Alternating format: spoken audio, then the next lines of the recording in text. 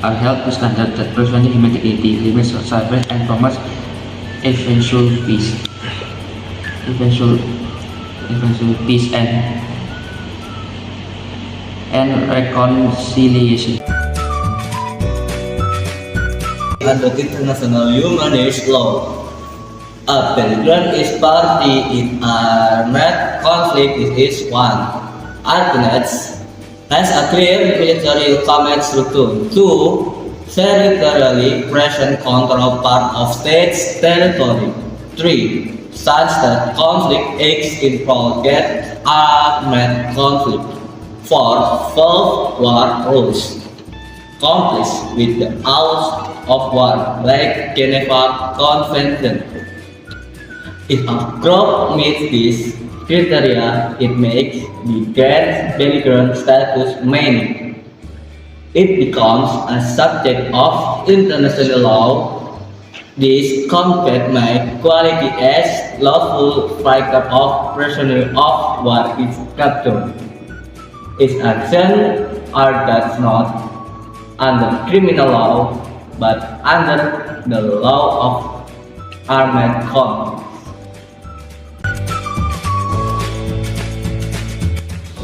So next, PM or public movement does not meet all these criteria officially and is not recognized internationally as beligerent.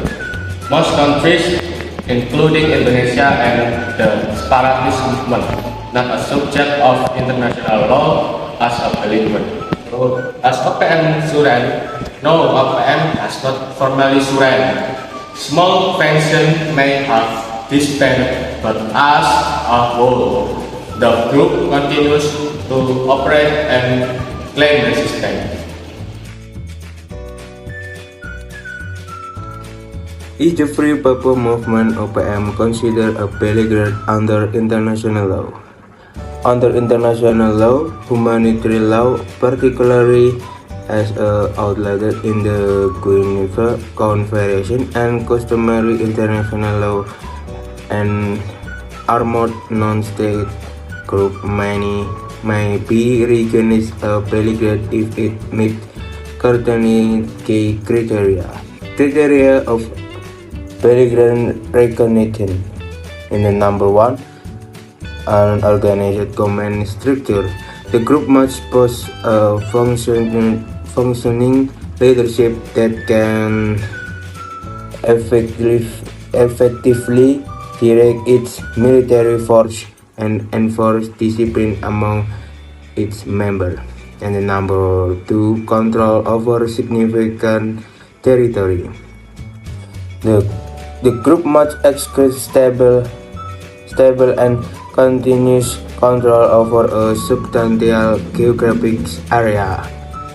And the number 3, standard and organized military operation. The group must enact in the continuous and structural military active, not just sporadic or isolated attacks. And the number 4, compliant with the law of war, Geneva Convention. They include raping, civilian protection, human treatment of prisoners, and avoiding prohibited method of warfare. OPM status. The Free OPM movement, the Free Papua Movement OPM, does not fulfill all these conditions. Its command structure is formatted with multiple functions, operating independently rather than under